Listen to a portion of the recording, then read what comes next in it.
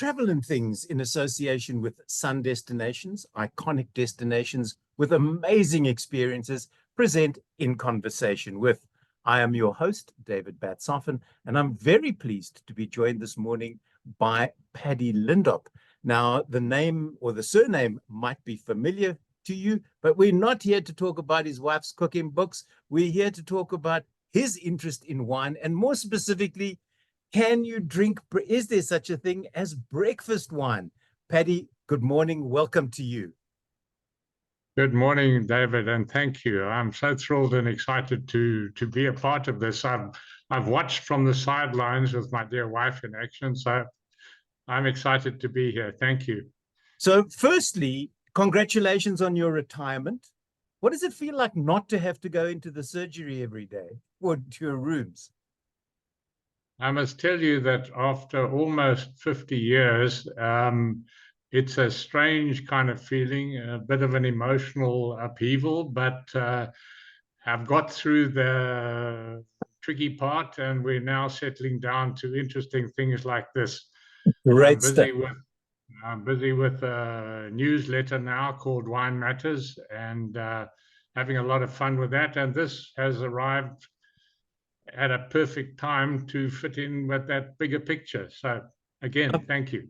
Only a pleasure. I've just realized that reading the title of your newsletter, Wine Matters, it could be taken two ways. Wine matters, it's in what's happening with wine, and wine matters because it does. Whether you like it. I always worry about people who are very pretentious about their wines and they have to go through the whole process, with the sniffing and the cork and the this and the that. And I'm just saying to them, if it's wet and alcoholic, drink it. End of story. I like that. It comes from the heart, and there is a bit of hype around the whole subject. But on the other hand, there is some very exciting stuff happening, specifically in this country at the moment. I don't think there's ever been a better time to be interested in wine than currently globally and also in the Cape. It's a wonderful place to be. There's a spirit of innovation, a striving for quality, a reverence for tradition, and phenomenal value for money. I think a lot of South Africans don't realize how blessed we are with the quality we have at mostly pretty affordable prices. Well, now you've led very nicely into a question I was going to ask you later, but you've segued straight into it. So I looked for the most expensive bottle of wine that I could find yesterday online. And the one that caught my eye was a bottle called Screaming Eagle Cabernet Sauvignon. And it's $500,000 a bottle. Well, yes, I know about Screaming Eagle. I actually thought you wanted to focus locally. No, Screaming Eagle is a Californian icon. But locally, I did a bit of research locally. Yeah. So I will relate those findings when you're ready. No, that's fine, because I started off local. And I think the most expensive bottle I found locally or available locally was 45,000 Rand. But even that was I think it was one of the Rothschilds, which is an import. So what did you come up with locally that fits somewhere in that price bracket? Well, the one that I got different opinions, as is usually the case when you go and Google things. You get conflicting results. The one that came out on top, and it's not mentioned very much, but it's a wine which is produced by from local grapes by an outfit called 4G Wines, which is an organization that was put together some years back with Giorgio Dallaccia, who was winemaker at Mielas for many years, and a luminary winemaker from Bordeaux. And they put this thing together, and I've got the figures here. A bottle of what they call 4G wine 67 Imizuzu will cost you at this stage 7,087 Rand, which works out to about 1,200 Rand a glass if you're looking at getting 6 glasses out of a bottle. And You've gone then the step after further. that comes, sorry? No, you've gone the step further that I was going to ask you as well, which was how much per glass. So I'm assuming then one of two things need to happen. Either you've got to be with very good friends to want to spend 1,200 Rand a glass on them, or it's just you and your wife. It's 2.5 glasses each. Sophia's cooking, your wine, and you can have an extraordinary meal. I think it would also have to be a special occasion to warrant that kind of expenditure. But yeah, it's interesting to know that these things are happening, and Yeah, right under our doors, on our doorstep. on our doorstep. But also with that in mind, Paddy, there are so many myths about wine, and even some would say that attending courses like you've done and upping your knowledge of wine becomes elitist. Is this the case, or are there? I want to almost use the word, are there just regular folk that attend these courses that they just want to know more about what they're drinking? I find that there's a spectrum. There are people who use it in an elitist kind of way. I mean, you can do this with virtually any subject. You can feed your ego on it, or you can really get into the substance of the subject. Mm. I wrote an article about this in that Wine Matters, my first article, and it wasn't specifically about a bottle of wine or the nose or the palate or any of those things. It was about wine as a subject, a rich tapestry, as I see it, of human experience, which goes back for millennia.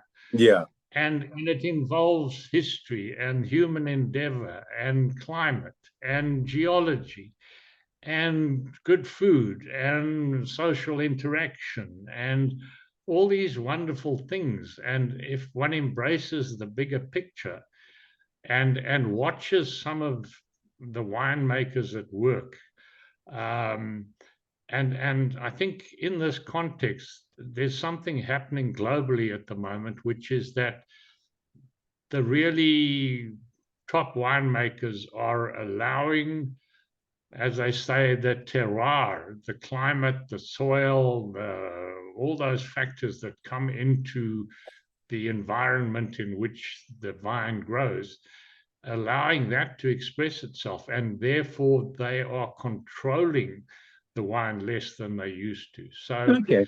they're collaborating with nature, as it were. And I think that's a step in the right direction. But then going back to sort of myths and legends around wine glasses, if pushed, could you drink that 7,000 Rand bottle of wine out of a tin mug rather than out of the correct glass?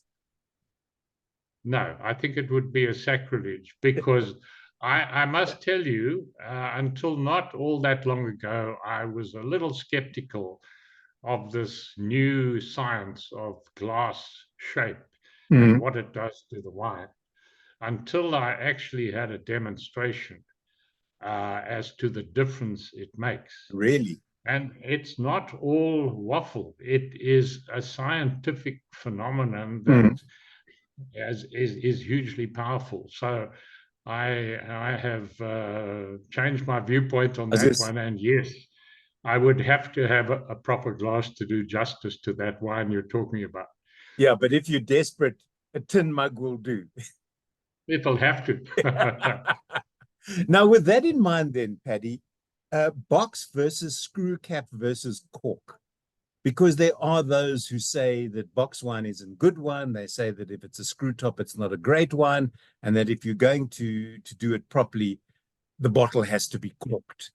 Have opinions changed on this, or are there like you talking about the glasses and the various types of wine, are there differences of opinion on these three methods of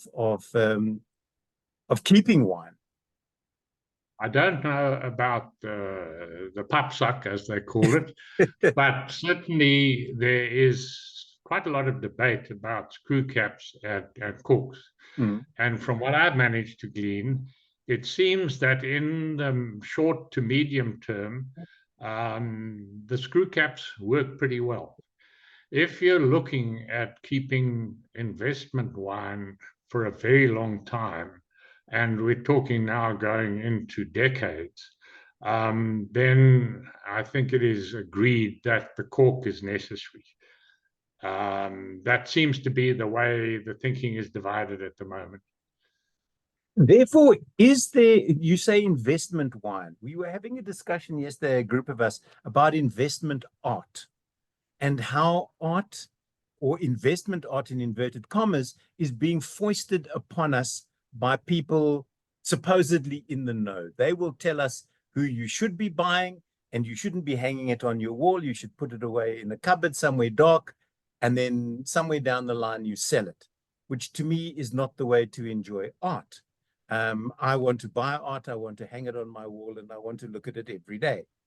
Is it the same with wines and with investment wines? If you enjoy the wine that you're buying for investment, do you just put it all away and 10 or 20 years down the line sell it? Or at some point you go, "Oh, you know what the heck, let me just drink a couple of bottles"?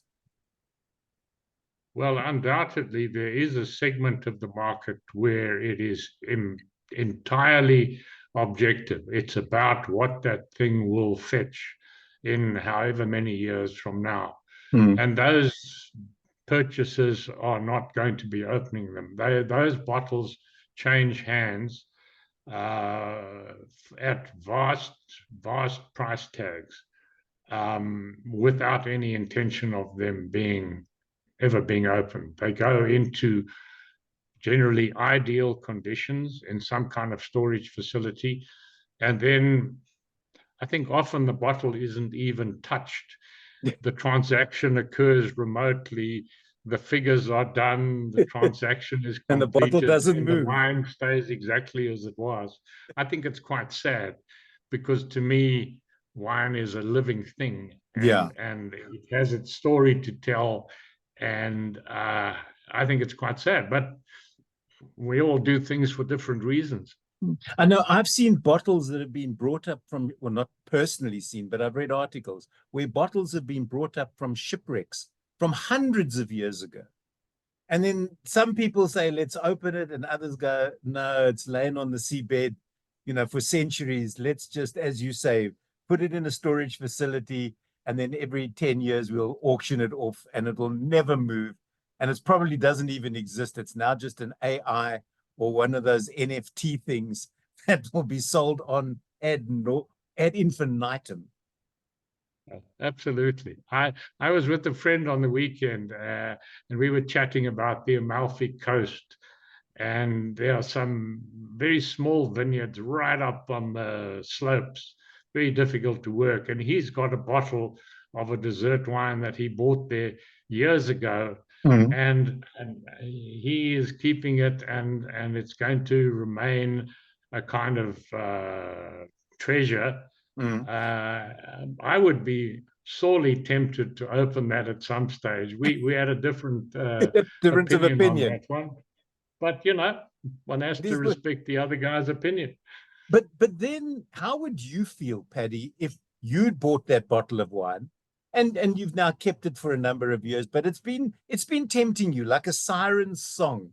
It's been singing to you for a couple of years, that open me. And then you eventually do open it and the wine's rubbish. Would you be upset? No, I wouldn't. It would be a disappointment. I wouldn't really be upset about it. It would be sort of expected, because given the fact that it came from there and it came back with me, it hasn't been stored under ideal conditions, and that's a critical issue. So, c'est la vie. Yeah, fair enough. Now, I know this morning, and I did say that I don't normally do this. I don't normally give guests a heads up, but I sent you a list this morning of how to write your own wine list. And the reason that I bring it up is because I have to say, even when I did drink, and I haven't for 45 years, wine was not my drink of choice. But I do find the labels somewhat pretentious sometimes. And I found a description of a bottle of wine at a local restaurant that it said it reminds you of a picnic with a hint of candy floss and popcorn. And I'm going, no, people, no. You're at a children's party if you can smell candy floss and popcorn. You're not drinking a bottle of wine. So I sent you wine tasting, and this is how to make up your own label. So I made up mine this morning from the list, and mine reads as follows. This wine has a haunting of Pritt stick mixed with a top note of total regret and finishing with an aftertaste of a well-used yoga mat.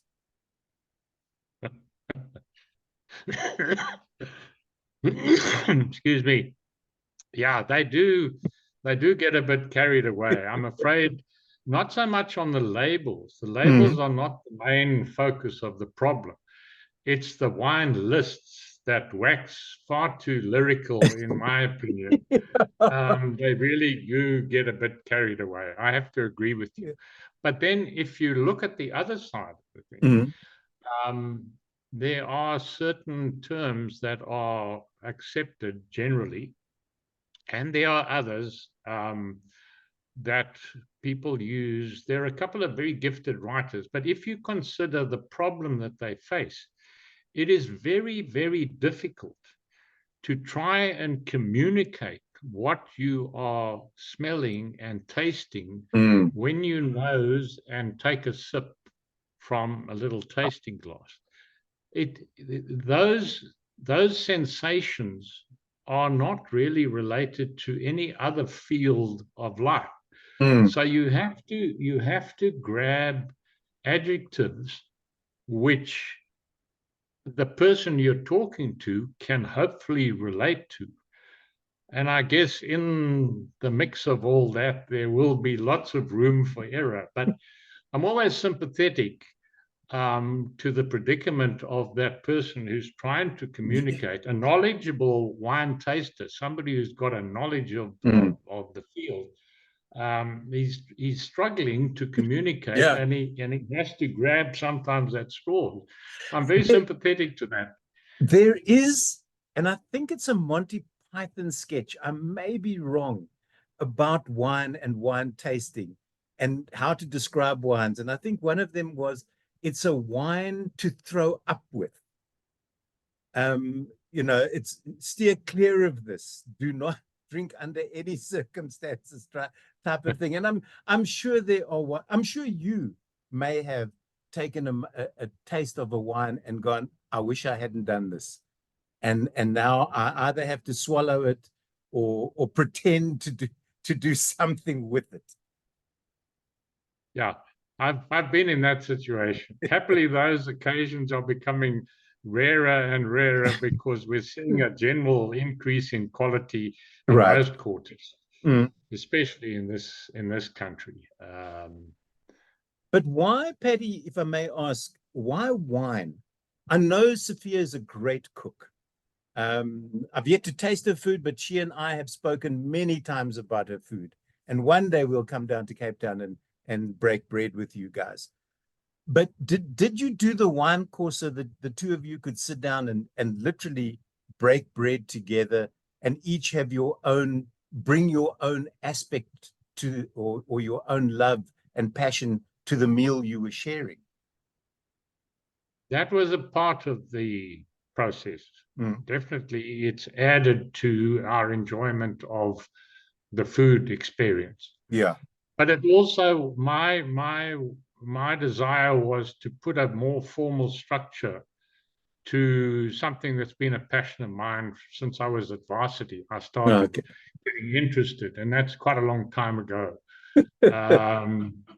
I became interested in the subject, but of course it was limited in those days. Now we've got a much huger field to play with, which is very exciting. But it was an attempt to add a bit of structure to something that has been a hobby and a passion for decades. Fair enough. I suppose if I go back to my college day, my drink of choice in those days was Autumn Harvest, which cost, I think, the princely sum of 40 cents a bottle, but it did the job. And that's all you were interested in, is how quickly could you get drunk and did you have a hangover the next morning? Wow. Now, in those days, it was mostly about quantity. And thankfully, we're now focusing more on the quality. So Yeah. we seem to have evolved somewhat. Do you have a top 5 list of wines that you would like to taste before you die, type of thing? I have definitely. Domaine della Romane Conti is regarded as the top red Burgundy. Right.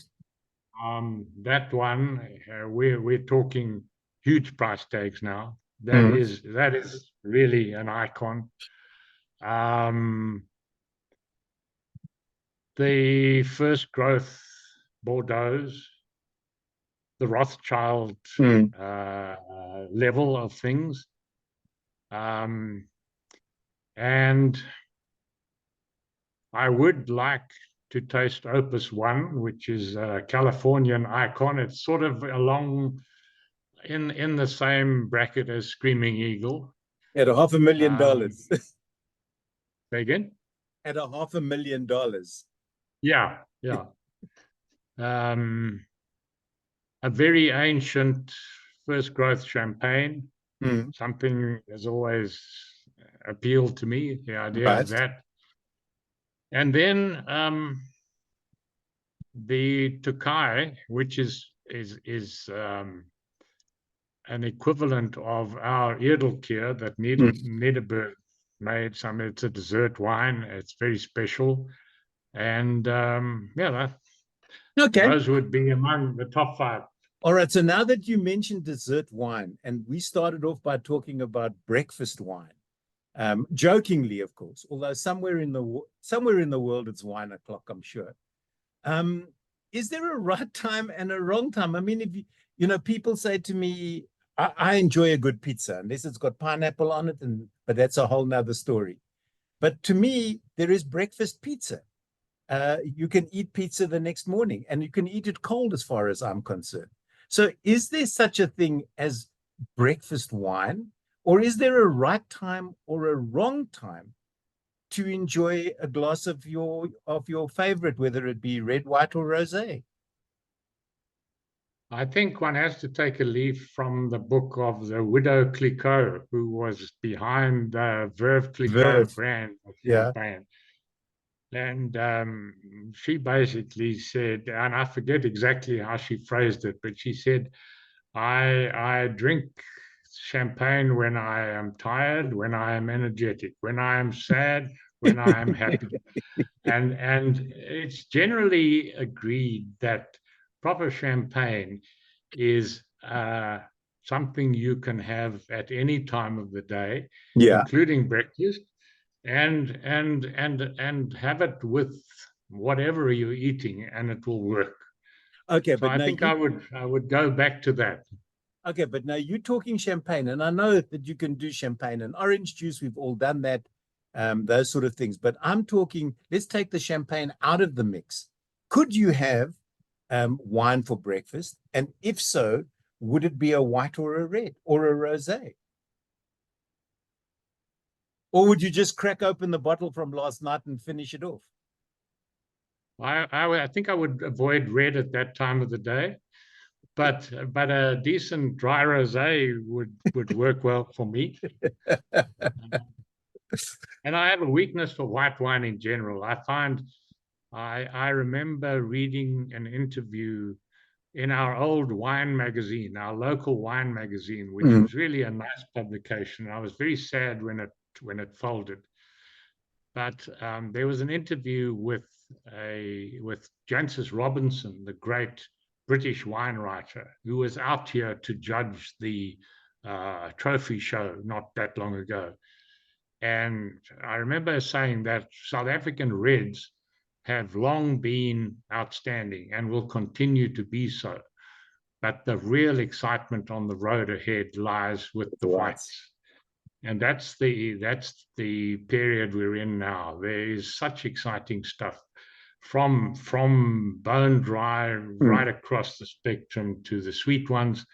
It could very easily be a white of some description. Fair enough. Now we were talking earlier about box versus cork versus screw top. And just before we started our chat this morning, I happened to be scrolling through Facebook, as one does in the early hours of the morning, and I found various uses for coffee filters. There were like 20 uses for a coffee filter other than filtering coffee. And one of those was if you've broken the cork in a bottle of wine, you can filter that wine through a coffee filter to get rid of the cork, which I did not know. Would that change the wine at all, or is that a good, as they call them nowadays, hack in order to drink the wine without having a glass full of cork? Well, I've done that before. I've carried out that very process, and it didn't seem to have any negative effect at all. All right. And now, are there any other tips and tricks that you can share with us as to how to enjoy wine? Maybe you're out on a picnic or somewhere and you've forgotten a cork, or you've forgotten a what do you call it? A corkscrew. What would you then use? Could you then push the cork into the wine and then hope to filter it through a piece of linen or maybe a tablecloth even? If you push the cork in gently, and this is also something that I've done before now, if you do it skillfully, it should not create any kind of debris in the wine, and you won't need a filter. Fair enough. Okay, so that's number one. And the other thing is, have you been able to open a bottle with a sword? No, I've never tried my hand at that. Never had the courage to do that. But that's a good idea for me to try in the not too distant future. Thank you. I have a sneaking suspicion Kate Turkington did it and successfully, and Sandy Toksvig did it on one of the QI episodes. The guy came on, he did it, and then he showed her how to do it. And as long as you slide the blade correctly, it's almost automatic. It's a great party trick. It really and truly is, if you get it right. If you get it wrong, it's disastrous. It certainly gets attention. Yeah, it does. Paddy, with your wine, Sophia's food, is there a possibility that sometime in the not too distant future there will be a collaboration bookwise between the two of you, with her food paired with wines of your choosing? I think it's something we've talked about. Life has been and continues to be quite hectic. There's lots of stuff to keep us busy. She's going to be running a couple of courses in France in May. Right. And I will be going along as the garçon. And we'll have a lot of fun. So life is hectic, but definitely that has been in the back of our minds for a while. So it could easily happen, and I'm sure we'd have a lot of fun doing it. I should imagine so, because I know with food shoots, you always get to eat the food, which is really nice. But with wine shoots, I should imagine once the bottle's open, you've got to drink it as well. So there's a lot of fun between the photographers, the wine experts like yourself, Sophia's work. It could be a hell of a day. It really and truly could. Absolutely. But you would need to have some reinforcements there with you. You'd need numbers. You would indeed. When does your newsletter come out, and how do people subscribe to it, Paddy? Sophia has helped me to put a newsletter on Substack. That's the platform. Okay. And it's called Wine Matters. You've seen that. Yeah. And you just go to to Substack, and she tells me the best way to do it is to type in my name, Paddy Lindop, and it will come up. And you Great. can just subscribe there and then online. Okay.